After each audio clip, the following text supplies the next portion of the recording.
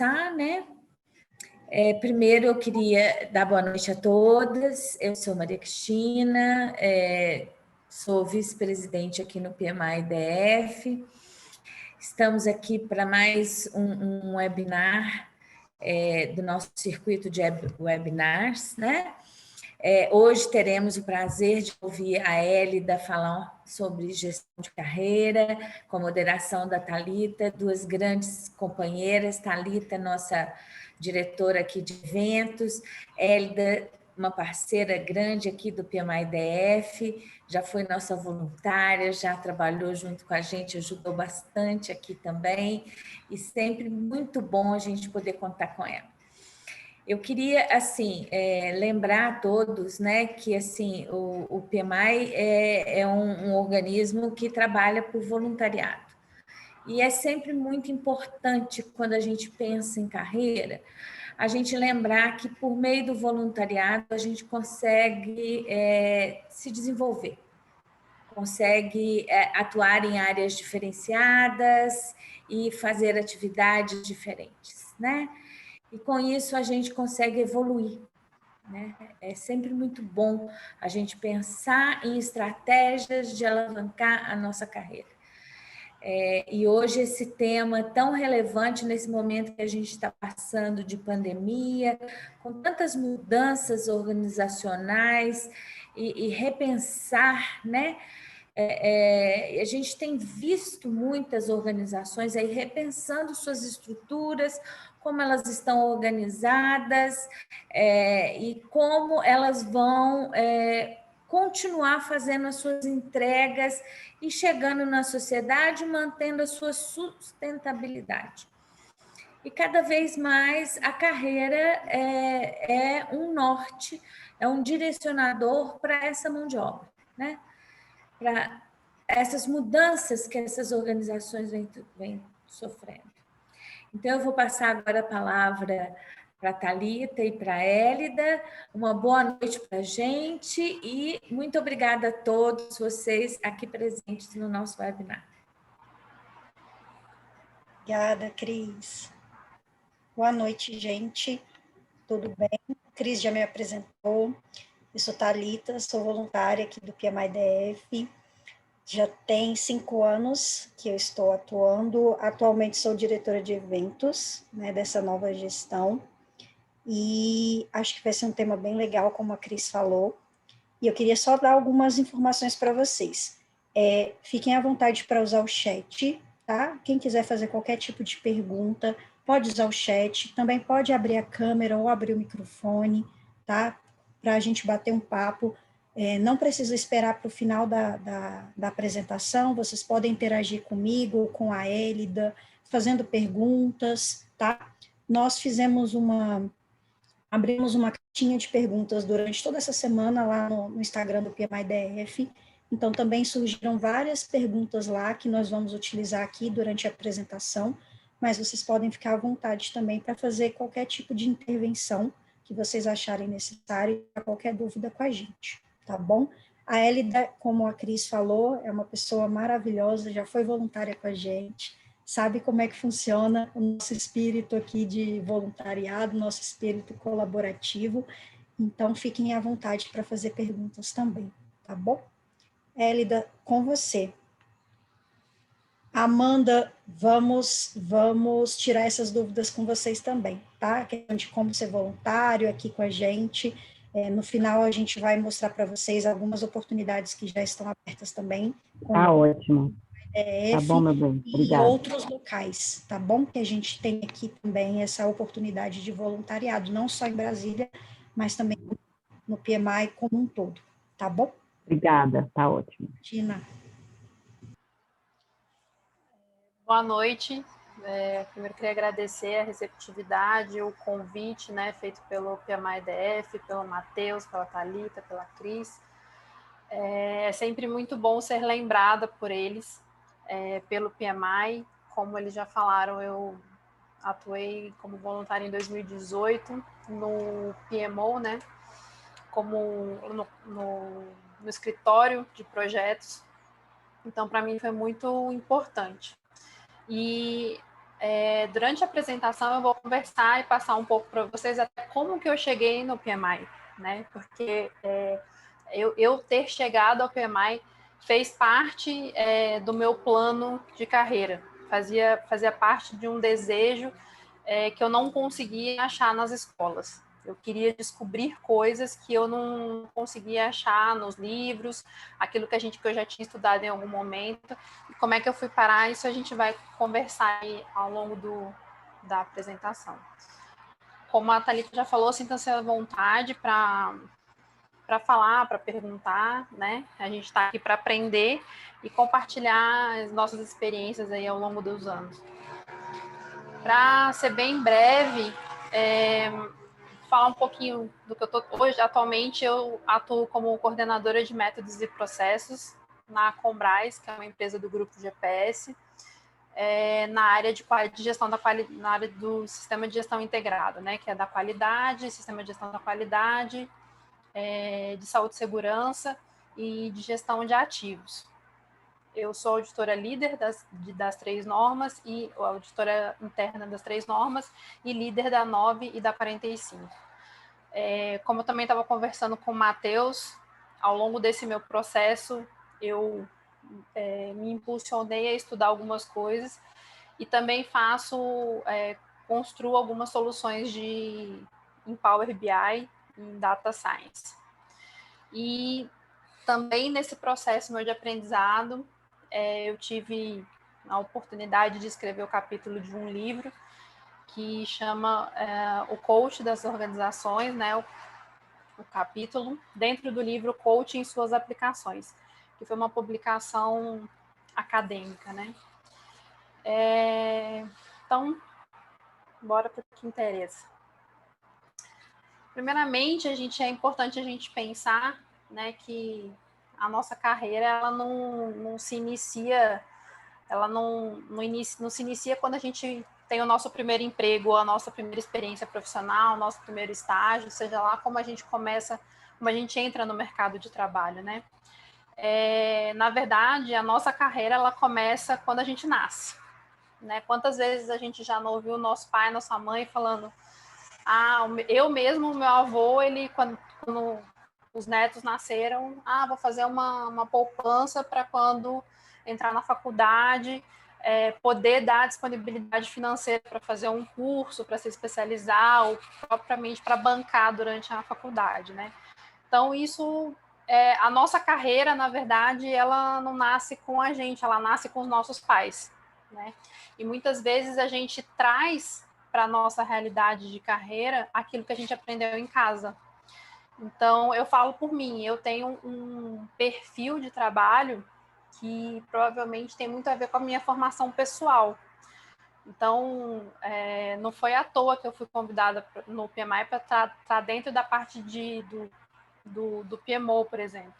Porque essa parte de controle de entregas, de qualidade, eu vivenciei isso ao longo da minha vida com os meus pais, por exemplo, né? Então, aqui eu coloquei 4 etapas que a gente pode pincelar o início da nossa carreira profissional, né?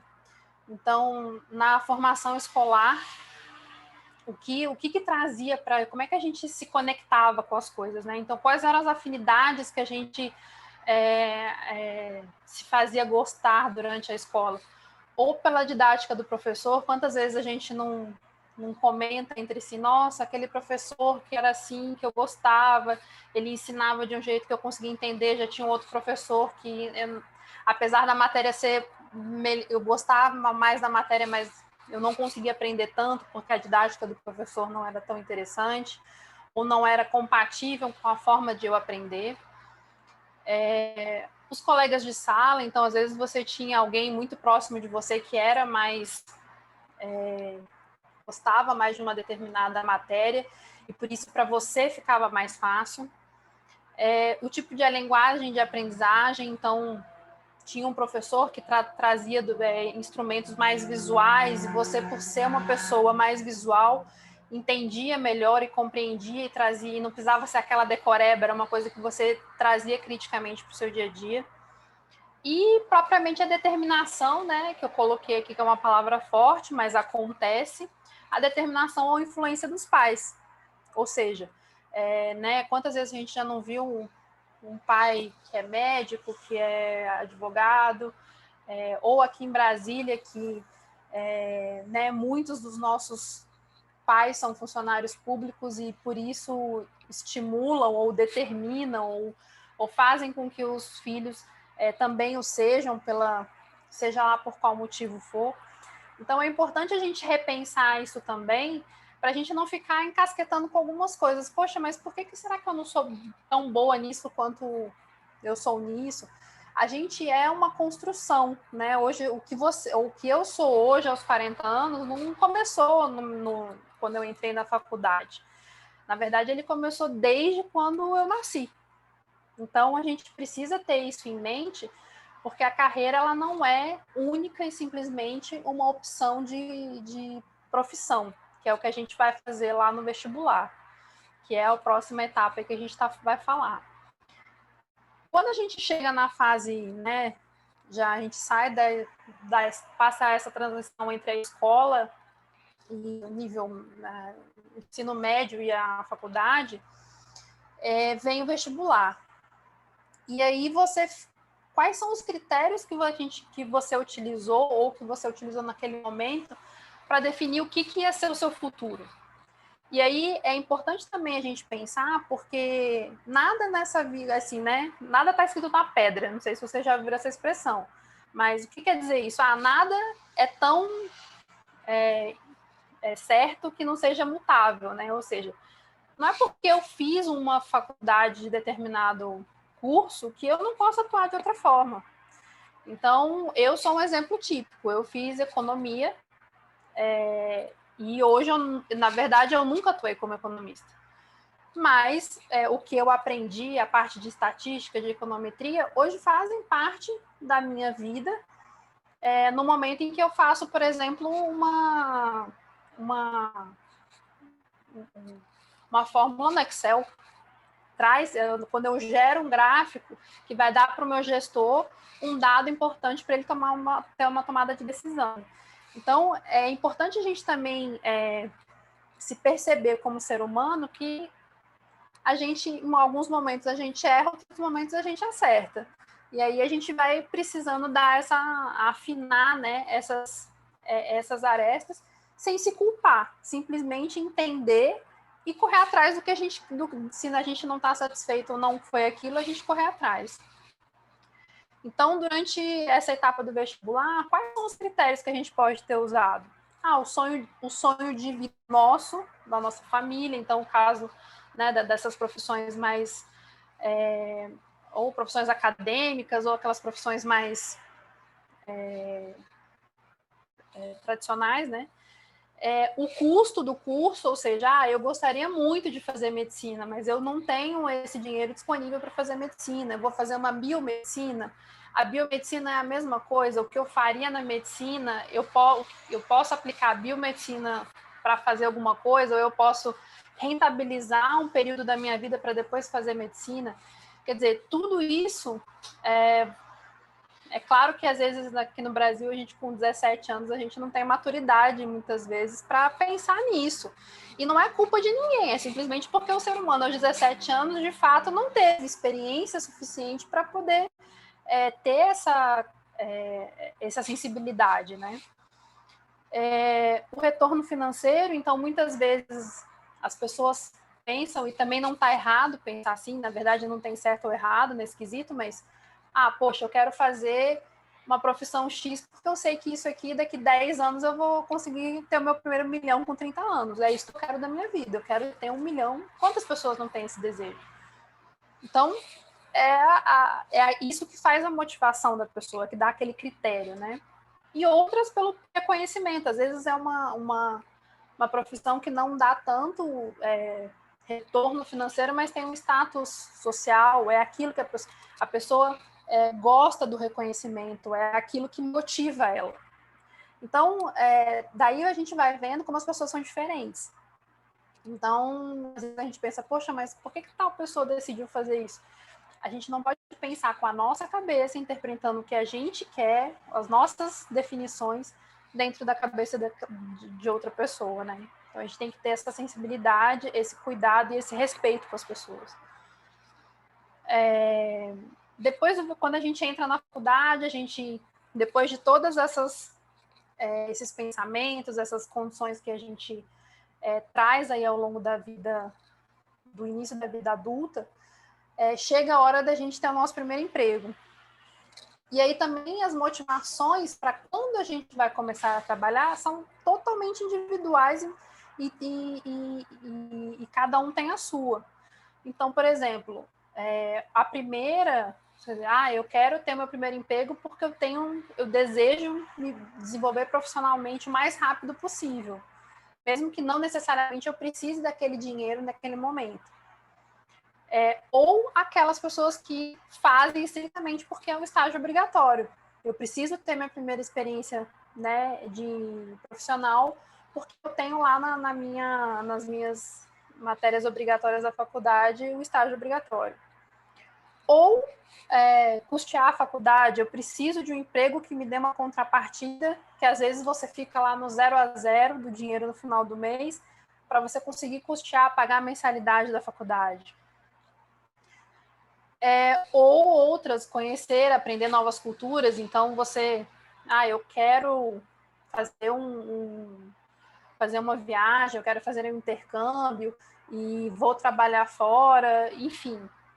Qualquer motivação que possa aparecer para você ter nesse primeiro emprego. E aí eu falo novamente aqui, o que você definiu como sua motivação aí também não está escrito na pedra. Se em algum momento você identificar que que você identificou a sua motivação de forma equivocada, nada mais natural do que você parar, repensar, reprogramar, recalcular o GPS e ir para frente, tá?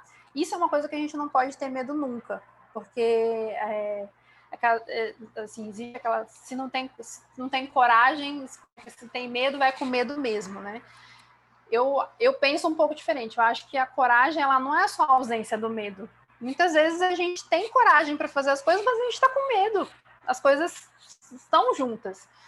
Mas você tem coragem para fazer, então você tem que ir lá e fazer. Então, o importante é a gente não viver nessa angústia de uma definição ou de uma opção errada, ou errada para esse momento da minha vida, mas naquele momento ela foi correta. Eu só preciso fazer ela evoluir, né? E aí, um quarto estágio que eu quis... claro que esses não são os únicos estágios da nossa vida profissional, mas o quarto que eu quis evidenciar é o porquê que a gente está aqui hoje. Por que a gente está aqui nesse webinar junto? Por que esse tema nos uniu nessa 1h30 aqui para a gente conversar? Porque muitas vezes a gente está trabalhando e vem muitos questionamentos na nossa mente. Então, eu coloquei alguns aí, que é o que normalmente acontece com a gente e com certeza já aconteceu comigo. E provavelmente já aconteceu com vocês. Você está no emprego e você pensa, eu continuaria aqui se eu tivesse meu esforço recompensado ou reconhecido. Poxa, eu trabalho pra caramba, eu faço tudo que me pedem, mas eu nunca vi, seja um reconhecimento financeiro ou do meu líder, do meu chefe, do meu time, dos meus colegas de trabalho, de que eu estou fazendo um trabalho bom, né? Poxa, eu continuaria aqui se eu ganhasse mais. Então, eu gosto muito da empresa, o meu propósito é o propósito de estar alinhado com o propósito da empresa, mas por algum motivo contratual ou circunstancial, eu não consigo ganhar mais dentro dessa empresa. Seja porque eu não sou profissional da área afim daquela empresa, eu sou da área meio e eu não vou conseguir mais evoluir dentro dela.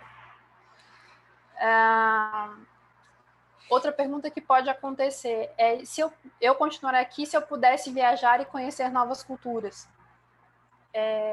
Por exemplo, isso já aconteceu também.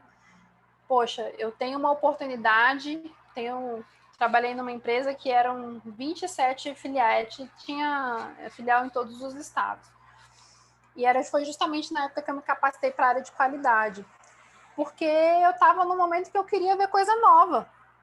Então, o que eu me propus, o que eu fiz naquele momento? Eu fui lá, e a empresa também tinha isso de bom, ela fornecia os cursos, o curso de capacitação. O que eu fiz? Eu fui lá no RH e falei, olha, o próximo curso que tiver, vocês podem me colocar? Ah, não, mas a gente só pode te colocar se o seu gestor solicitar. Beleza, eu fui lá, conversei com o meu gestor, expliquei, fiz o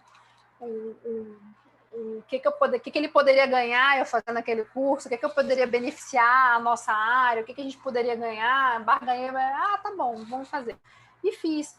E aí passei, acho que 1 ano viajando enlouquecidamente. Claro, depois eu enjoei, não queria mais nem saber nunca mais de viajar, porque eu queria a minha casa. Mas foi ótimo. Eu passei 2 anos da minha vida viajando. E para mim, naquele momento, foi satisfatório. E eu ganhei muita experiência com isso, né? Outro questionamento é, poxa, a empresa é boa, eu gosto daqui, mas nunca tem nada para desenvolver.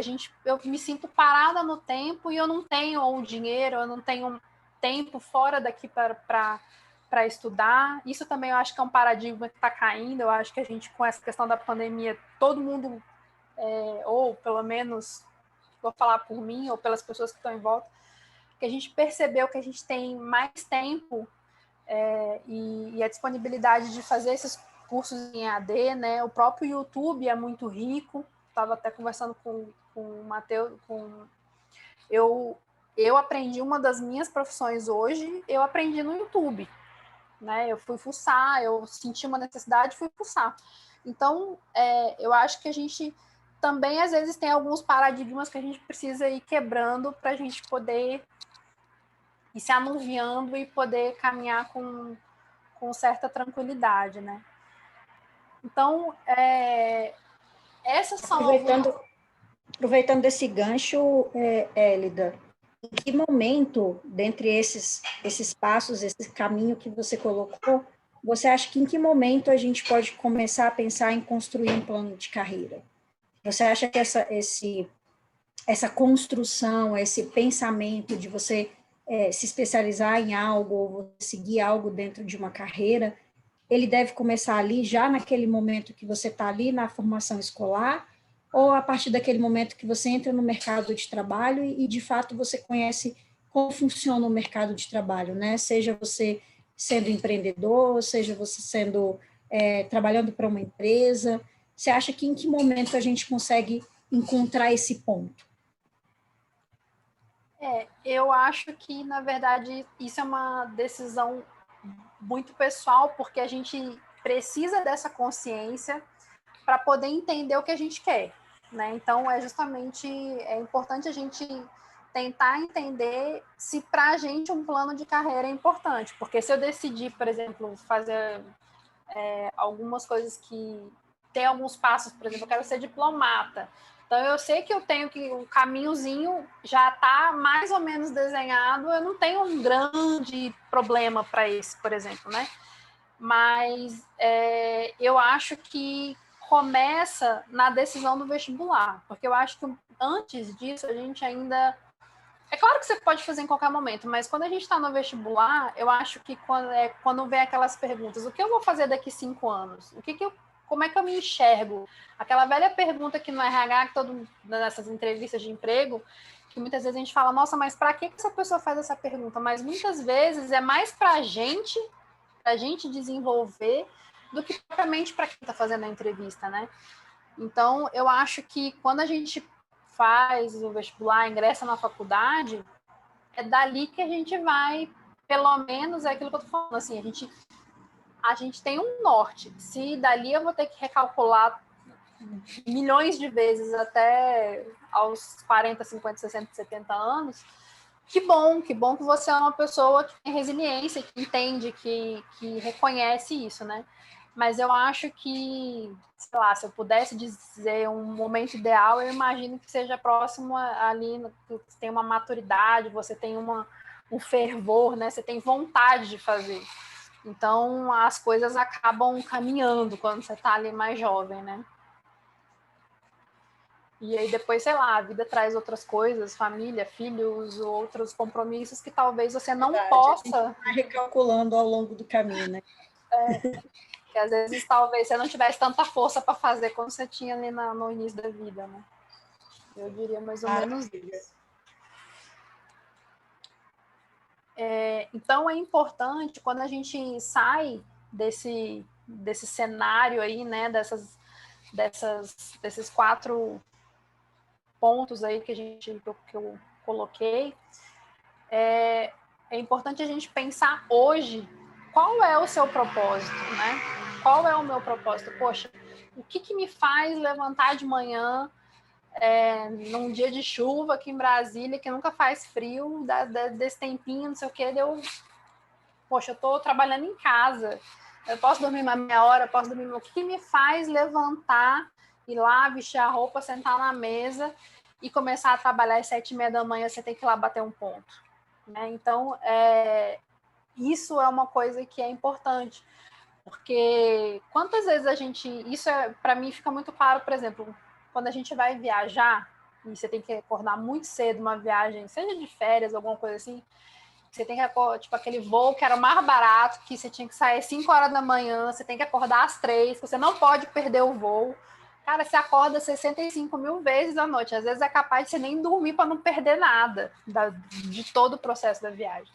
Então, isso é motivação, isso é o seu propósito. Não, cara, eu preciso aproveitar isso em toda a amplitude da situação.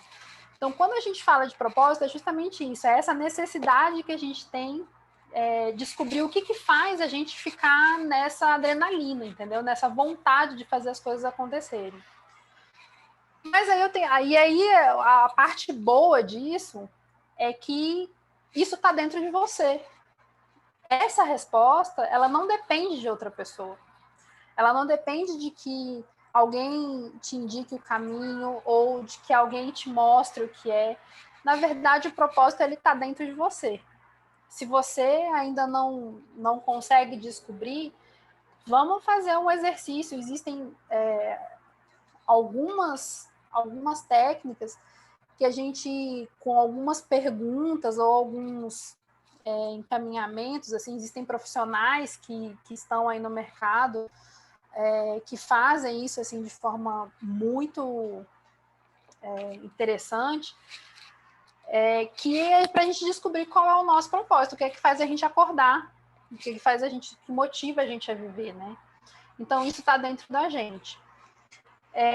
E para tentar ajudar, é claro que eu não sou psicóloga, eu tenho formação de coach, mas não é esse o objetivo aqui. Mas existe uma ferramenta que na verdade é antes. Essa aqui, antes de eu falar sobre essa ferramenta, eu quis colocar essa chargezinha aí, que às vezes mostra muito o que a gente está vivendo no dia, né? Então, vem o cachorrinho e fala, está tudo bem? Aí o outro responde, não ando gostando do que eu estou fazendo. Aí ele pergunta, faça então o que você quer. Eu não sei o que eu quero. Então, é muito isso. Às vezes, né? Quantas vezes você não abre a geladeira e fala, nossa, estou com vontade de comer, mas não sei o que eu quero. Eu quero trabalhar, mas eu sei que eu não quero isso, mas o que é que eu quero? Eu também ainda não sei. Então, para a gente poder se ajudar, né? E muitas vezes a gente se ajudando, a gente ajuda os outros, porque às vezes a nossa angústia as pessoas que estão do lado da gente. Por mais que isso não seja muito, que seja um pouco mais velado, mas a nossa felicidade, nosso humor, felicidade, satisfação, ela contamina as pessoas que estão do lado da gente, né? Dos nossos familiares. Então, isso é importante. Então, para tentar trazer uma ferramenta aí de como a gente pode tentar descobrir qual é o nosso propósito, existe um verbo, né, um verbete chinês que chama Ikigai, que é uma palavra, né, japonesa que significa razão de viver, objeto de prazer para viver ou força motriz para viver. E aqui eu não estou sendo inovadora não, sabe por quê? Porque quando eu fui fazer a reunião de acolhimento lá no PMI, a Paula, que é a psicóloga que fez o nosso acolhimento, ela trouxe esse Ikigai. Justamente porque no voluntariado você precisa ter certeza que você quer fazer aquilo. Você tem certeza, porque hoje no mundo que a gente vive, muitas vezes o que interessa é o dinheiro, é o status, e o voluntariado ele traz satisfação para você, né? Então, assim, ele é rico para você. Muitas vezes ele não significa nada para as outras pessoas. Então, o que você está fazendo todo... Eu vivi isso, assim, eu ia, sei lá, para o PMI quase toda noite. Eu chegava em casa, mas, poxa, você tem que ir lá toda noite. Eu falei assim, cara, mas é a coisa mais legal do meu dia é ir lá no PMI, porque lá eu faço curso, eu conheço as pessoas, eu tiro dúvida, eu aprendo, eu faço... Então, esse exercício eu trouxe para vocês, porque para mim foi muito... Me desenvolveu muito naquele momento, porque com algumas perguntas que faz aqui, é claro que, né, não vai ser aqui, eu ponho à disposição de vocês, se algum de vocês quiser que a gente faça junto, marque para conversar sobre isso, mas é importante a gente descobrir, porque muitas vezes a gente não sabe qual é o nosso propósito de vida. E aí, quando a gente descobre, as coisas ficam muito mais interessantes. Então, o que é o Ikigai? O Ikigai é esse diagrama, né? Ele é um diagrama de intersecções, e ele traz alguns questionamentos, né? Então, aqui, me diga para você mesmo, se vocês puderem aí, rapidamente, fazer esses círculos aí num papel e colocar e dizer aquilo que você é bom em fazer. Olha, se eu fosse responder isso hoje, eu tenho duas características, por exemplo, eu tenho no trabalho que, se você perguntar, habilidade com Excel e manutenção de prazo. Isso é o que faz hoje eu, Hélida, estar onde eu estou e ser reconhecida pelas coisas que eu faço. Então, aquilo que eu sou bom é ajudar as pessoas a entregar as coisas dentro do prazo. É isso que eu sei. Eu acho que é uma das coisas que eu mais sei fazer. Fora isso, de ferramenta, é o Excel, que eu também gosto há muito tempo. Aquilo que eu amo fazer. Ou seja, qual é a atividade que você... Cara, isso aqui eu passo à noite. Eu estava falando aqui com o Matheus. Eu sou capaz de mexer com Excel, Power BI, não sei o que, são coisas que, para mim, eu não vejo o tempo passar quando eu estou mexendo com essas coisas. Então, se eu fizer uma intersecção entre aquilo que eu sou bom, o que está aqui que eu sou bom e aquilo que você ama e que eu faço, é a minha paixão. Então, um exemplo poderia ser as ferramentas de indicadores que eu utilizo hoje, é a minha paixão. Então, e aí você vai caminhando, né, nos círculos. Qual seria o próximo? Aquilo que você ama, como é que é? Fugiu a palavra. A intersecção entre aquilo que você ama e aquilo que o mundo precisa. Poxa, se eu amo fazer gestão mexer com Excel, com BI, com indicadores, o que eu posso oferecer para o mundo que o mundo precisa? Informação. Ou seja, eu tenho um dado, eu transformo aquilo em algo palpável. Ou seja, qual que é a minha missão? E, de fato, isso é a minha... Hoje, no que eu trabalho, a minha missão é levar ao meu gestor a informação que ele precisa, o dado que ele precisa, para ele tomar a melhor decisão para a coletividade, né? Seja para o contrato onde eu trabalho, seja para o meu cliente, seja para quem for. Indo um pouquinho à frente, aquilo que o mundo precisa, né? Ou seja, de informação, de trazer confiabilidade para as coisas, e aquilo que você pode ser pago para fazer. Ou seja, hoje é uma coisa que eu tenho desenvolvido dentro da organização onde eu estou, é justamente disseminar informação, disseminar conhecimento. Eu acho muito legal quando, né, eu estou em home office, mas quando a gente estava lá, ou quando eu recebo uma ligação, poxa, Elida, me ajuda aqui, eu estou com uma planilha assim, tipo, mais ou menos o que o Matheus fez. Eu quase te chamei. Poxa, podia ter chamado, porque eu acho massa. Vamos fazer, vamos... Porque muitas vezes o que a pessoa não sabe, você também não sabe. Porque você não, né, a gente não sabe de tudo. Então, muitas vezes, quando a pessoa te chama para ser ajudada, você, ao invés de ajudar a pessoa, você também se ajuda. É mais uma coisa que eu estou aprendendo. Então, a intersecção daquilo que você pode oferecer para o mundo e aquilo que você é pago para fazer é a sua vocação. E, por fim, a intersecção entre aquilo que você é pago para fazer com aquilo que você é bom é a sua profissão. Se você encontrar a intersecção entre esses quatro círculos aqui, você tem o seu Ikigai, que é a sua força motriz. Ou seja, não estou dizendo que isso é fácil, eu estou falando aqui, está parecendo muito fácil, mas é porque eu já faço esse exercício muitas vezes. Depois que eu conheci, periodicamente eu trago, às vezes se eu estou frustrada com alguma coisa não está dando certo, eu vou lá, faço, e falo, cara, tem alguma coisa que está errada. Aí recalcula a rota, vê o que está faltando, enfim, a gente reprograma as coisas, né, que a gente estava falando. Então, é importante, seja essa ferramenta, seja qualquer outra coisa que vocês possam, né, a gente tem o Google, ou que vocês procurem ajuda profissional de vocação de carreira, ou de um coach, ou o que seja, de uma pessoa mais experiente, de um pai, de um avô, de um vizinho, de um chefe, de um professor, qualquer pessoa que possa te ajudar a trazer essa condição de maior claridade no seu pensamento. Isso é importante. Porque muitas vezes a gente não consegue fazer isso sozinho, né? Uma grande maioria das vezes isso é difícil, às vezes é doloroso, às vezes você pode, né, falar, poxa, eu queria... Nossa, essa é a minha vocação, aí você... Poxa, será que eu respondi certo? Então você revê, enfim. Isso aqui é um profundo mergulho ao autoconhecimento. E aí pode ser que você fique alegre, pode ser que você fique triste com o que você vai achar. Mas o importante é que você vai achar o que é aquilo.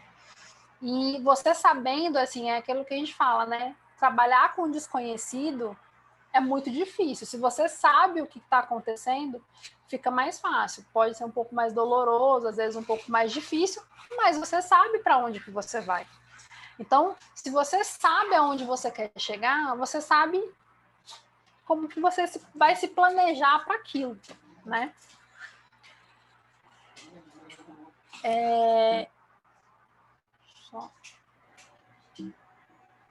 Élida, você acha que daí sai a pergunta que não quer calar, daí sai a informação de vamos fazer o que gostamos para o resto da vida, para usar aquela máxima, né? Vou fazer aquilo que gosto e nunca mais vou precisar trabalhar? Eu acho, e assim, e eu acho que mais do que isso, às vezes a gente acha que gosta de uma coisa e não necessariamente a gente gosta, a gente se acostumou com aquilo. Então, sei lá, muitas vezes você responde aqui e fala assim, o que você gosta de fazer? Eu gosto de ler. Mas aí você relendo, as coisas começam a não bater e você fica pensando, poxa, mas será que eu gosto de ler mesmo? Mas o que é que eu gosto de ler? Eu gosto de ler histórias de ficção científica. Poxa, mas será que eu gosto de ler ou será que eu gosto de pensar nas coisas e tal? Então, é esse sentido. Eu acho que a gente se redescobre nessa questão. Pode ser que a gente descubra que a gente ou eu acertei, ou aí fala assim, poxa, não, tem ainda uma coisa que eu ainda não faço e que pode ser melhor ainda, eu já estou feliz, eu estou satisfeita, mas ainda tem outra coisa. E eu, assim, quem me conhece sabe que e aí é por isso que às vezes eu digo, né, tudo começa muito também com a formação, não só, né, não estou sendo a gente não pode ser exclusiva, mas eu estou falando da minha experiência. Eu vejo que hoje muitas coisas que eu gosto de fazer e uma das coisas que eu amo fazer é trabalhar. Sempre gostei, e porque eu tive um pai e uma mãe que, apesar de trabalharem duramente e estarem, meu pai menos em casa, mas muito presente, eles me deram gosto por isso, sabe? Então, muitas vezes, a gente aprende com as pessoas a gostar das coisas. Às vezes, a gente... isso é uma construção também. Então, para mim, era assim, eu só preciso descobrir com o que eu preciso trabalhar, com o que eu gosto, porque eu sei que eu gosto disso, é de ir lá, mexer, fazer. Então, eu acho que é bem por aí mesmo. Se a gente descobrir o que a gente gosta, a gente não vai mais trabalhar, a gente vai viver, né? Acaba sendo uma vida, né? Então, eu acho que sim, respondendo a sua pergunta aí de forma meio prolixa, mas eu acho que sim. Eu acho que o pessoal entendeu também. E aí, aproveitando, Hélida, puxando o gancho aí do que você já estava falando, o Juliano até colocou um comentário aqui. Se você é bom em fazer algo e é pago para fazer, porém você não gosta ou não está satisfeito, você se mantém na profissão ou você troca de carreira? Ou você segue outro caminho? Sei lá, você fez um mentor e um coach e descobriu que você está na carreira de TI, mas você gosta, sei lá, de culinária. É uma coisa que te faz feliz, é uma coisa que te agrada, e você está ali naquela carreira de TI que você também gosta, que tem um salário bom, que te traz um bom reconhecimento financeiro, mas você falta algo ali. O que a gente faz? Não, aí eu traria também falo do que eu, né, do que eu vivencio. Eu testaria ou um curso de menor, né, um curso, seja de menor duração ou de maior duração, ou um voluntariado dentro dessa área, porque para você identificar, porque às vezes, por exemplo, o exemplo que você deu, às vezes a culinária que você gosta é aquela culinária de casa, que é você ter 3 horas para cozinhar, que você tem lá os materiais que se tiver faltando, você pode escolher, você tem a autonomia de escolher o que você quer fazer. É diferente de estar, por exemplo, dentro de uma cozinha de um restaurante, onde existe pressão, você tem que ter produtividade, você tem que, né, você não pode escolher muitas vezes o cardápio ele já é feito, então você tem que seguir aquelas regras daquele cardápio culinário. Então, assim, é importante você se inserir, se isso é importante para você e você gosta, trazer isso para o seu dia a dia. Poxa, será que isso como profissão, né, isso como aquilo que eu vou ser pago para fazer, é realmente o que eu quero? Então, e aí, assim, eu sempre busquei isso. As coisas que eu gostava, que eu achava interessante, eu começava a fazer isso. E aí também tem uma pergunta que veio lá naquelas que a gente estava revendo, que era se as pessoas podem colocar, por exemplo, treinamentos gratuitos no currículo. Eu não vejo por que não colocar. Primeiro porque no currículo a gente não coloca se a gente pagou R$0 ou se a gente pagou R$1.000 num curso. E segundo, que qualquer curso traz para você conhecimento e benefícios, né, dentro da sua carreira. Seja para você saber que aquilo você gosta de fazer, seja para simplesmente falar assim, não, cara, isso aí que eu achava que era, mas não é bem, ainda não é bem aquilo que eu quero fazer. Então, a gente só precisa ter um cuidado na hora de tomar essas decisões, de estar utilizando e de estar indo na fonte da informação correta, né? A gente está vivendo num mundo seja de fake news ou de informações que as pessoas simplesmente copiam e colam sem saber a veracidade daquilo. Então, assim, é importante que, se vocês escolherem fazer um curso ou um voluntariado ou qualquer atuação, faça numa organização, ou no instituto, ou num lugar que seja conhecido e reconhecido pela qualidade daquilo que faz. Porque para você não ter essa impressão errada, negativamente, daquilo que não é verdade. Então, né, você tem uma impressão sobre uma situação que ela não é a realidade do profissional. Aquilo lá, ou eles pintaram o mundo maravilhoso de Bob, que realmente não é aquilo que acontece. Então, eu acho que é importante também a gente tomar cuidado aonde a gente vai se procurar, né? Onde a gente vai se meter nesses momentos.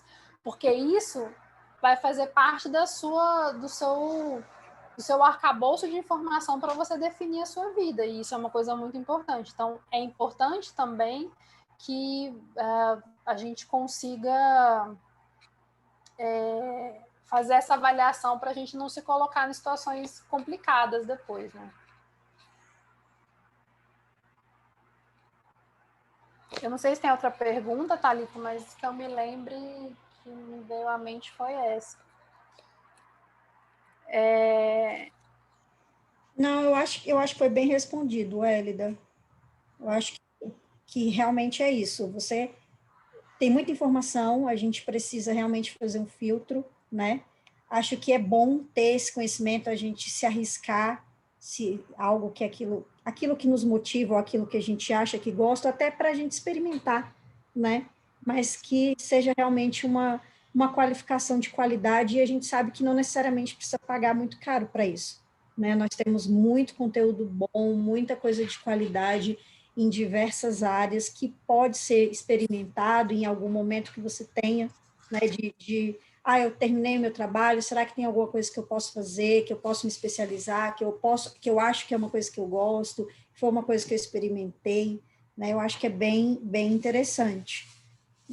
Essa questão de você se arriscar em outras coisas. Eu acho que esse momento nos trouxe isso, né, da gente, inclusive, experimentar o desenvolvimento de habilidades que talvez a gente não conhecesse, né, até pelo momento que a gente está, pela forma como as informações estão sendo passadas, como a gente está atuando no dia a dia. Eu acho que tem muita gente também se aperfeiçoando e descobrindo outras habilidades que talvez ela não pudesse descobrir em um outro momento, né? Eu acho que os momentos podem ser todos muito bem aproveitados. Isso mesmo. Eu coloquei aqui, então, a gente faz aí um retrospecto da nossa vida, né, da nossa evolução, como a gente nasce como profissional, descobre, tenta internamente avaliar qual é o nosso propósito de vida. Aí a gente fala sobre sobre essa ferramenta que pode nos ajudar ao autoconhecimento. E aí a gente precisa começar a olhar um pouco para fora. A gente precisa começar a perceber quais são as necessidades do mercado, né? Porque, querendo ou não, a gente se especializa, a gente trabalha, a gente se forma para gerar conhecimento, trazer benefícios não só para a gente, mas para o mundo, né? E então é importante que a gente comece a identificar no mercado quais são necessidades latentes, né? Então, eu coloquei aqui 3 sistemas de gestão, né, que são bastante usuais no mercado, que é a gestão de projetos, né, que é a atuação do PMI, a gestão da qualidade, que também é bastante antiga, lá desde Deming, onde a gente vai falar sobre falha, sobre o que é bom, qual é o critério de ser bom, para quem é que tem que ser bom as coisas, né? E a gestão por processos, ou seja, a gente passou durante muitos anos departamentalizando as organizações e as empresas, e com a evolução, né, das próprias revoluções que aconteceram, né, a revolução industrial, a revolução agora de informática, da telefonia, então a gente começa a identificar que não é o que um departamento faz, ele não faz sozinho. Então, o RH, ele não vive o RH por RH. O RH, ele está dentro de todas as áreas. Ele tem um processo, né? Ou seja, ele cria, ele vai gerando valor ao longo da sua atuação dentro da organização. Então, essas são três demandas que a gente vê muito forte no mercado. E aí eu apontei aqui, retomando um pouco aquele tema que a gente falou, da gente buscar informação em organismos e instituições que sejam também reconhecidas pelo mercado, né? Então, na gestão de projetos, a gente tem o PMI, na gestão da qualidade, a própria ISO, né? Que no Brasil tem a NBR, que é reconhecida pela ISO, que cria as normas, né? Que é uma organização internacional de padronização, e a gestão por processos, que é a BPMP, que também é uma associação de gerenciamento de processos. Então, vamos buscar a informação mais na fonte possível, com maior credibilidade possível, para que você também seja um profissional de credibilidade, né? Que você coloque na mesa do seu cliente, né? O melhor. E quando a gente vai para o mercado e pensa nas necessidades do mercado, a gente acaba vendo que, na maioria das situações, tudo está interligado. Então, muitas vezes não vai existir gestão de projetos sem a gente pensar na qualidade. A própria ISO 9001, na sua última versão, ela traz o sistema, o gerenciamento de risco, por exemplo, foi um dos pontos de maior extensão da ISO 9001 em 2015, foi o gerenciamento de riscos, que ele trouxe isso da gestão de projetos. Então, a gente tem dentro da ISO, muito fortemente, uma das áreas de conhecimento da gestão de projetos. Então, a gente não está falando de temas dicotômicos, né? Eu sou só gestão de projetos, eu sou só gestão de qualidade. E a questão de gestão por processos, porque as atividades, né, ou os processos, são executados por pessoas dentro da sua área de atuação, que são os processos. E o processo, ele envolve tudo, ele envolve projeto e ele envolve gestão de qualidade. Então, são temas que, entre si, estão muito interligados. E esses três, especificamente, esses três sistemas de gestão, eles estão em foco o quê? No cliente, né? Então, o que é um projeto? O projeto é o esforço contínuo de algo único, aquilo que é ele, que foi concebido para ser entregue daquela forma, com as suas premissas, com as suas necessidades, com o seu budget, com o seu tempo, ou seja, ele está vislumbrando para quem vai receber, que é o cliente. A qualidade, o que é qualidade, né? A definição da qualidade. A definição da qualidade é aquilo que é importante para o seu cliente. Então, o meu cliente, ele está me encomendando um Fusca, mas eu tenho capacidade de entregar um Tesla para ele. Para ele isso é qualidade? Não, se ele precisa do Fusca, o Tesla para ele não vai ser importante, não vai ter qualidade. Nossa, mas o Tesla é outro carro, não sei o quê. Sim, mas o que importa para ele é o Fusca. Seja lá por qual motivo, é o Fusca que ele quer, foi o Fusca que ele encomendou. Então, o objetivo dele, o que ele vai entender como qualidade não é o Tesla. Por mais que para você seja, lá no requisito da qualidade dele, o que vai ser entregue vai ser o Fusca. E a gestão de processos, vai ajudar você a identificar, seja na gestão de projetos, seja na gestão da qualidade, por meio dos processos, gerir de forma mais objetiva.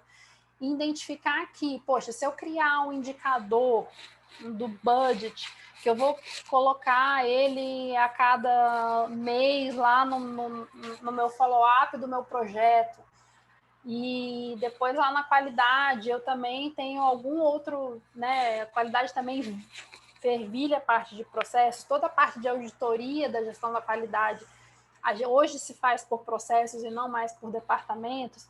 Então, tudo isso aqui vai estar interligado e vai te trazer algum benefício, seja ele onde for.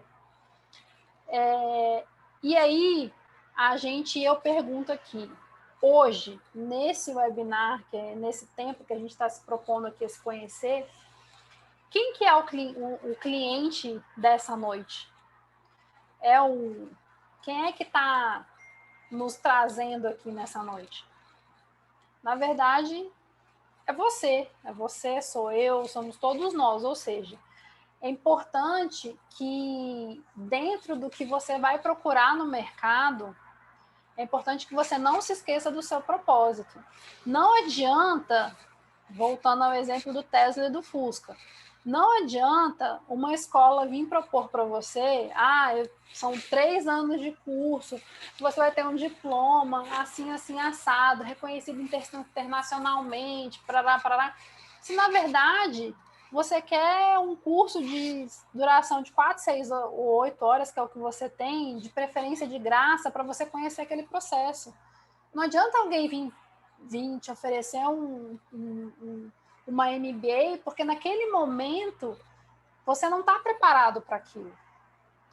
O seu critério de qualidade não é o MBA naquele momento. Naquele momento você quer se conhecer, que é o que a gente estava falando, assim, eu quero ver se eu quero trabalhar numa cozinha, dentro dos parâmetros, dentro de um restaurante, é assim que eu quero me ver, entende? Então, é importante que, fazendo essa retrospectiva toda que a gente veio falando, e essa evolução, vocês não deixem em mente que é importante você conhecer o mercado, é importante você tratar as informações que você vai receber, mas mais que tudo, é importante que você saiba o que você quer. Se a cada vez que você for pensar nisso, você precisar sentar, refazer, isso não é perda de tempo, isso é ganho. Porque quando você decidir, você pode ter certeza que foi a melhor decisão que você já teve. Então, é importante que a gente faça sempre, né? Eu, quando estava fazendo essa apresentação, até pensei em colocar aqui um ciclo PDCA. Falei, não, mas aí eu vou puxar muita sardinha aqui para minha área, é melhor eu fazer um negócio mais... Porque, para quem não conhece, o ciclo PDCA, ele justamente traz isso, ele tem lá o que você tem que fazer durante um processo, né? E o planejar, ele pode pegar até 40%, 50% do seu tempo, porque não é perda de tempo. Na verdade, você planejar aquilo que você vai fazer, ele vai trazer só benefício para você. Se você estiver fazendo um planejamento que seja coerente com o seu fim, com a sua entrega, com o seu projeto que é único, com o seu critério de qualidade, que é aquilo que vai te satisfazer, aí é importante você planejar e é importante você fazer com carinho, com dedicação, para que você não erre ou erre o menos possível, né? Porque nós somos humanos e nós estamos aí vivendo. Então, a gente pode provavelmente errar em muitos momentos. Mas o importante é você identificar que errou, recalcular a rota e seguir em frente, né? E aí, aqui, eu trouxe mais para fins de ilustrar, né? Depois de tudo isso que a gente foi lá, a gente se identificou nas 4 etapas da vida lá, a gente já está trabalhando e a gente vai entender qual é o nosso propósito, utiliza, né, uma das milhões de ferramentas que existem, o Ikigai, eu consigo identificar qual é o meu propósito, eu olho para fora, eu enxergo o mercado, consigo identificar aquilo que o mercado precisa, compatibilizo com aquilo que eu entendo que é bom para mim, dentro daquilo que eu descobri lá no meu propósito. E aí é importante você ir fazendo, procurar identificar situações com melhores práticas, ferramentas e metodologias para você alcançar esse objetivo. Então, por exemplo, com gestão de projetos, a gente tem o PMBOK, que é a reunião das melhores práticas aí do mercado e que traz como você pode fazer a aplicação dessa prática ou daquela outra, dentro dos 10 itens do conhecimento dentro da gestão de projetos. Em relação a indicadores, né? Ou seja, como é que a gente vai medir cada processo? Será que, para eu saber se aquele processo está dentro daquilo do esperado ou daquele projeto que eu estou fazendo, naquele ponto era para ele estar com 50% e eu estou com 5%, será que eu preciso mesmo perder tempo e buscando, ligando para todo mundo que fez aquela parte e perguntar o que você já fez, o que você não fez? Será que se a pessoa não colocar lá uma informaçãozinha, ou se você tiver um CRM, um sistema, você não pode puxar essa informação pelo Power BI e colocar isso na palma da mão de qualquer pessoa, seja do estagiário da área, para ele identificar onde é que ele se encaixa naquilo, desde do presidente, do VP, ou seja, você traz a informação de forma transparente, rápida e precisa.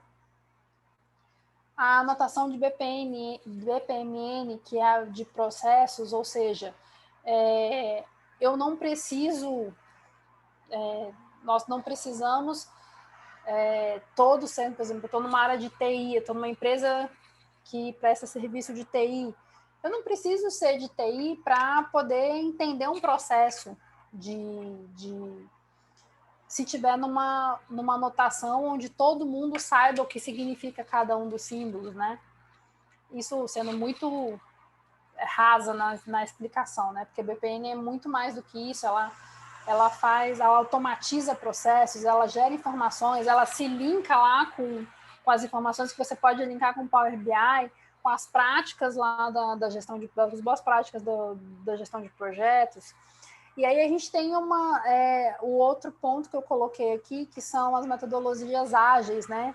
Que hoje em dia estão muito em voga aí, que, né, o Kanban, o Scrum, ou seja, é importante que a gente consiga visualizar nessas oportunidades aí de proficiência, onde é que isso encaixa na nossa vida, dentro de todo esse processo de evolução que a gente já conversou aqui. Então, o importante acho que fica que existe um lugar para todo mundo, para a gente ser feliz, para a gente fazer o que a gente gosta, mas a gente precisa fazer isso com profissionalismo também, né? Com responsabilidade, com a informação que seja uma informação coerente, correta, e que a gente possa sempre fazer isso com retidão, com ética, para que a gente possa ser reconhecido também por isso, né? Porque a gente é reconhecido por aquilo que a gente faz. Então, é importante que a gente também se identifique aí nesse processo junto com as ferramentas, né? E, por fim, mais uma vez a gente passa, né? Eu sei que o mercado precisa, eu identifiquei quais foram as necessidades do mercado, e aí vem a pergunta que não quer calar, né? Como me atualizar ou iniciar a minha carreira? Eu coloquei aqui duas sugestões, né? Que eu acho que, na verdade, as duas também é o que eu falo, eu não atuo diretamente na área de RH, mas eu converso muito com as pessoas, Eu já mudei, já fiz transição de carreira, minha mesmo, né? Então, eu já atuei na área de automação bancária, na área de instalação de ambientes de autoatendimento. Eu já trabalhei numa grande rede de hospitais, eu já trabalhei numa clínica de pequeno porte. Atualmente eu estou atuando numa empresa que atua na área de ambientes críticos, né? Uma empresa de engenharia que atua na área de ambientes críticos, ou seja, dentro de data center, que, né, dentro de um data center de um banco, de um dos maiores bancos do país. Então, que nada pode sair do lugar, porque senão a situação é catastrófica, né? Então, veja que, poxa, mas nossa, a Elida entende de tudo. Não, eu não entendo. Né? Muitas vezes eu não sei tecnicamente do que é que eles estão ali falando, mas eu não tenho problema em perguntar, em procurar saber e estudar mais um pouco, mas eu posso agregar a parte técnica aos técnicos aquilo que me cabe. Então, seja no processo seja montando, fazendo a implantação de um projeto, de um projeto, que foi o que eu fiz lá. Eu fui GP junto com um engenheiro de missão crítica de 8 data centers. Então, com essa questão de trazer a qualidade, de padronizar as instalações, o atendimento. Então, eu trouxe aqui duas oportunidades, né, ou duas situações que enriquecem a nossa vida, seja aquela que você já sabe o que você quer fazer, ou seja uma boa oportunidade para você iniciar, atualizar ou fazer a sua transição de carreira. Né, a primeira delas seria ser voluntário. Como a gente já falou aqui, eu entrei como voluntária do PMI em 2018 e eu fui lá justamente porque eu queria entender melhor o mundo da gestão de projetos, porque eu já tinha feito um curso de gestão de projetos, um curso de 40 horas, que era extremamente interessante, que tudo para mim fazia sentido. Aí chegava no dia a dia, as coisas não aconteciam daquela forma, e eu não entendia, porque eu falava, nossa, eu acho que eu entendi tudo errado o curso, eu acho que eu fiquei 40 horas viajando e não tem nada a ver com o que eu entendi.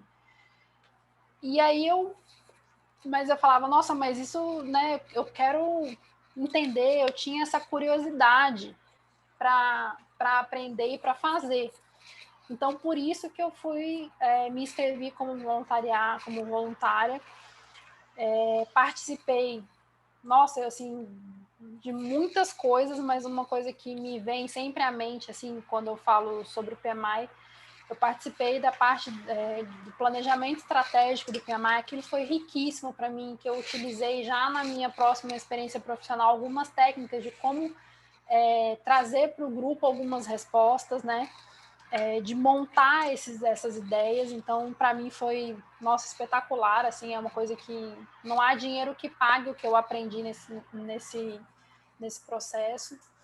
E, né, então, essa questão do voluntariado é importante por isso. Ou você pode ser um profissional certificado, você pode procurar uma certificação. O que é melhor, um MBA ou uma certificação? Depende do que o mercado, depende de onde você vai exige. Por exemplo, se você, ou eu vou dar mais uma vez um exemplo de onde eu trabalho, da onde eu trabalho, lá eles pedem no edital da prestação de serviço da empresa onde eu trabalho um tipo de certificação. Então, para mim, nesse momento, é mais importante eu ter uma certificação do que ter um MBA. Então, é ir atrás dessa certificação que nesse momento eu estou indo. Porque eu sei que essa certificação vai me diferenciar dentro de onde eu estou atuando.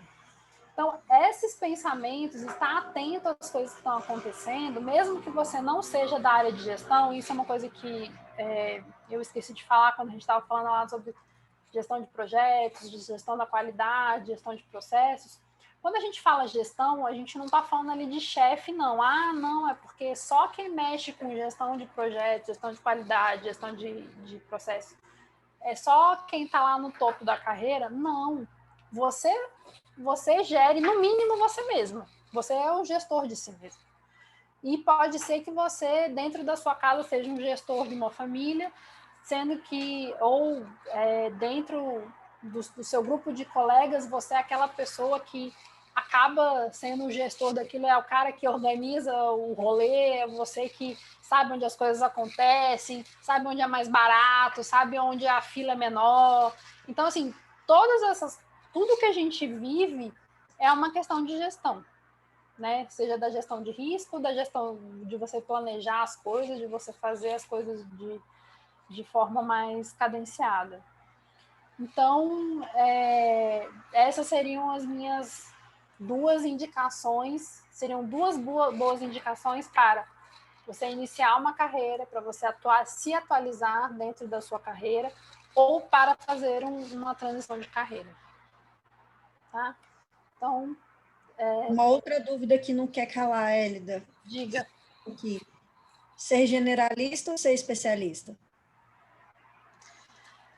Olha, essa é uma pergunta que realmente não quer calar. Eu acho que a gente precisa se especializar, sim. Eu acho que você ter um conhecimento muito raso de tudo é perigoso, né? Assim, perigoso no sentido de que pode ser algum momento que você, tecnicamente, você precisa se garantir, né? Então, acho que o seu generalista, você pode até ser generalista, mas você tem que se garantir tecnicamente naquilo que você está fazendo.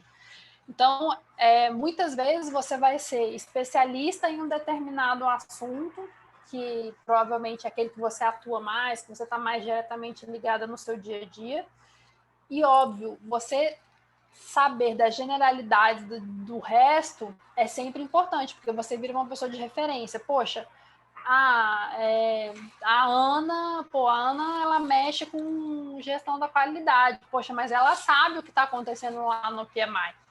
Então, vamos lá, que com certeza, se ela não sabe, ela vai ajudar a gente. Então, eu acho que tem que ter esse bom senso. Eu acho que você ficar muito raso é perigoso, porque, tecnicamente, você precisa se responsabilizar pelo que você está fazendo. E uma outra questão, já que você até comentou dessa questão do voluntariado, né, que isso foi uma forma que você encontrou de aprimorar aquilo que você viu, né, dentro de um curso, dentro de uma especialização, daquilo que você viu, né, você precisava daquela vivência e o voluntariado, ele te trouxe isso. Assim, muitas pessoas, eu falo por já estar há 5 anos nessa área de voluntariado, e muita gente não consegue entender o porquê. Por que você continua ali? O que aquilo traz para você de benefício? Tem gente que acha que aquilo ali, não, é só uma forma de exploração de mão de obra, para que, já que você não tem mão de obra suficiente, você acaba explorando uma forma de exploração, vamos assim dizer, de voluntários. Dentro da sua experiência, eu não posso dizer da minha, porque eu estou dentro, né? Eu faço parte desse mundo. Para mim, não existe contribuição financeira que pague, não existe valor financeiro que pague tudo aquilo que eu adquiri de experiência, tudo aquilo que eu adquiri de network, de conhecimento, de pessoas e de vários outros atributos que eu desenvolvi estando no trabalho voluntário. Mas, assim, você que já passou por isso, olhando de fora, o que você traz, assim, o que você falaria para as pessoas que estão buscando, por exemplo, não tem experiência, mas eu queria tirar uma certificação, o que você falaria do voluntariado? Você acha que isso contribui, ajuda para que a pessoa possa adquirir uma experiência, para que ela possa, por exemplo, buscar uma certificação no mercado, seja da área? Com certeza, assim, na verdade, eu praticamente faço, apesar de ter ficado como voluntária diretamente, né, pouco menos de um ano, mas eu faço das suas palavras as minhas. Para mim foi uma experiência extremamente enriquecedora, porque eu conheci, por exemplo, o Alisson, que era, né, o diretor da área que eu estava trabalhando, no escritório de projetos. Ele é um cara que entende de milhões de coisas. Então, assim, nos intervalos em que a gente estava lá falando sobre os projetos que iam ser feitos, ou que a gente estava dando apoio a alguma coisa, ele sentava comigo, fazia um rascunho, dizendo o quê, e ele falava, oh, faz isso aí, isso aqui é importante para você. Quer dizer, ele também dava esse apoio até emocional, profissional, mas não só ele, todo mundo que a gente sentava assim, é a experiência, é o networking. Isso é uma coisa que é impagável, porque você trabalha com pessoas das mais variadas formações profissionais, né? Apesar de ser muita gente de TI, mas eu lembro que tinha arquiteto, tinha pessoal de turismo, tinha de administração, quer dizer, tinha um mundo de gente com outras experiências e que, para dizer o mínimo, assim, em relação à certificação, a formação que, quando a gente, né, teve esse acolhimento, que foi o que eu falei, a gente passou um final de semana só para o acolhimento, só para aquelas pessoas que realmente fossem ficar. E depois desse acolhimento, a gente teve um nivelamento do que era a gestão de projetos. Então, a gente teve mais se eu não me engano, foram mais um final de semana ou 2 finais de semana, em que a gente passou com só a nata do gerenciamento de projetos em Brasília, falando sobre, nivelando a turma sobre o gerenciamento de projetos. Então, a gente basicamente teve uma formação de GP nossa primeira experiência dentro do PMI. Depois eu lembro que eu fui responsável por, junto com a Carmen, a gente fez 2 eventos com gestores, um do Bacen e outro da Vertiv, da Vert, na verdade, da empresa Vert, e que, coincidentemente, olha como é que são as coisas, né? A gente teve esse evento que a gente teve com a Vert, que era o gestor. Dali 3 semanas, a empresa onde eu trabalhava, que era um call center, teve uma situação lá de segurança da informação, que quem resolveu, né, eu, no momento, liguei lá para o palestrante que eu tinha conversado há 3 semanas atrás para montar aquele evento. Falei, olha, eu estou com esse problema aqui na empresa onde eu estou. Quer dizer, a empresa virou um fornecedor da empresa onde eu estava trabalhando. Mas eu sabia qual era a potencialidade da empresa, não tive que sair correndo atrás de contato. Então, assim, e aí ele falou, não, ok, daqui 2 horas tinha 4 especialistas também, da melhor gabarito dentro da cidade de Brasília, lá na empresa onde eu trabalhava, para resolver a questão que tinha sido que a gente estava passando. E que era fatal para a manutenção da vida da empresa, né? Então, assim, são situações que você não pensa que isso vai acontecer, né? Você pensa que você vai, não, vamos lá montar trabalhar, fazer montar um café com um evento simples, mas, na verdade, me deu a possibilidade de resolver um problemaço que eu ia ter na empresa onde eu estava. Então, são coisas que, além do que você pode fazer cursos com descontos, né? Existe, por você ser voluntário, você pode, se você quiser fazer um preparatório, não, mas assim, os cursos de capacitação, algum curso de capacitação que tiver, você tem desconto. Então, isso para dizer o mínimo, né? Mas eu acho que o mais forte mesmo que a gente ganha aí não é financeiro, né? Desconto disso, desconto daquilo. Na verdade, o que você ganha de networking, conhecendo as pessoas e nessas oportunidades de sentar, tomar um café com um cara que é poda naquele tema e que você fica, meu Deus do céu, estou tendo a oportunidade de conversar com essa pessoa. Então, para mim, é isso. O voluntariado foi eu, né, por outros motivos tive que sair, mas estou sempre aí, Matheus, falando com vocês e tal, porque eu acho que é um trabalho, assim, esplêndido. É realmente muito importante para a comunidade e para quem está participando como voluntariado mesmo. É um ganho que não se mensura, de fato. Eu acho que é por isso que é difícil das pessoas entenderem, porque não tem um número, você não consegue chegar num número. Eu acho que é essa a questão. Maravilha. A gente tem aqui 4 minutinhos. Se alguém quiser aproveitar esses minutinhos para fazer uma pergunta, abrir a câmera ou abrir o microfone para falar alguma coisa, aproveitar essa experiência maravilhosa que a gente está tendo com a Hélida.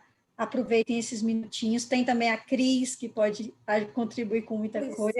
Gente, vamos abrir as câmeras, dar um oi, né? A gente tirar um retrato bacana do nosso evento. Né, que é uma coisa muito difícil, a diretora de eventos não gosta de... Difícil, né, Tata? Difícil. Hélida, é muito bom ouvir o tanto que o voluntariado agrega, né? E assim, nesse momento em que a gente está passando, a gente poder apoiar, né? E receber apoio. Porque, por mais experiente que às vezes a gente seja, a gente sempre tem um pouquinho a aprender, uma experiência a mais a trocar, e o voluntariado faz isso por nós, né? E a carreira, com isso, vai sendo aprimorada, engrandecida, e isso é muito importante, né? Eu vi aqui alguns perguntando ser generalista ou especialista. Eu acho que, assim, podendo se especializar, a gente deve se especializar, mas não ser radical, né? Concordo com você, acho que isso é extremamente importante, mas cada vez mais as tarefas são multidisciplinares e transversais, né, dentro de uma organização. A gente tem que ser um pouquinho de tudo. A gente precisa dar conta de estar presente em um pouco de tudo dentro da organização, tanto para apoiar as nossas equipes, né, quanto para apoiar as nossas lideranças. Então, a gente tem que buscar, sempre estar buscando, isso é muito importante, né? Eu acho que realmente a ideia da carreira é isso, a gente ter condições de estar sempre buscando para fazer o que gosta, né? E com isso ser mais feliz, e a gente sendo mais feliz, todo mundo fica mais feliz em volta também, né? É uma cadeia, é isso mesmo. É uma cadeia, é a lei do retorno, né? Ação e reação, com certeza. Né? Eu fico muito feliz, estou vendo um monte de carinha bacana aqui, que a gente gosta muito. Nossa presidente Natália, que bom te ver. Né? Rosana, a Michele, nossa turma aqui do PMI-DF, gente, que coisa bacana. Eu quero deixar o meu muito obrigada, Hélida, pela sua dedicação, seu empenho, a sua parceria com o PMI-DF, apoiando a gente mais esse circuito, né? Thalita, mais uma vez, muito obrigada, você também brilhou, né? Matheus, como sempre, né? Muito bom. Gente, tem gente aqui de BH, Minas Gerais, né? Dando um oi para a gente. Estou vendo, Vilaça. Fico feliz de vocês estarem entrando e participando aqui com a gente, isso é muito importante. É sinal que o tema é relevante e faz diferença, né, para todo mundo. O PMI-DF agradece a todos a parceria, o empenho, a dedicação e convido vocês a responderem à nossa pesquisa de satisfação e manter o contato com a equipe, com a nossa turma, entrar no nosso site, acompanhar os nossos próximos eventos, tem mais coisa boa vindo por aí. Não deixem de participar. É um prazer muito grande ter vocês aqui com a gente, tá?